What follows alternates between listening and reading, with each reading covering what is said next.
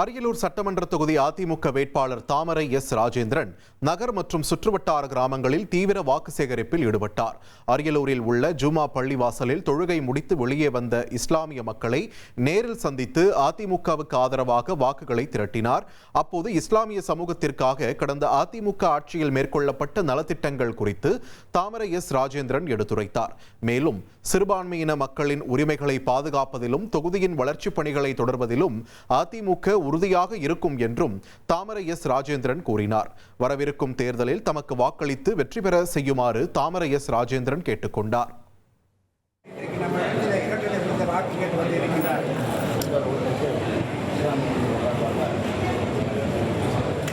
உங்கள் பொன்னான வாக்குகளை எனக்கு 2 இலை சின்னத்தில் வாக்களித்து வெற்றி பெற நீங்களெல்லாம் அதிகமாக வியாபார களத்தில் இருக்கிறீர்கள்.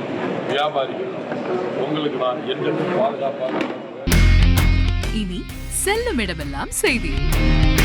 தந்தை டிவியின் வாட்ஸ்அப் சேனலை ஃபாலோ பண்ணினா செல்ல இருக்கும் இடமெல்லாம் செய்தி. இதோ QR கோட் இப்பவே ஸ்கேன் பண்ணுங்க, ஃபாலோ பண்ணுங்க.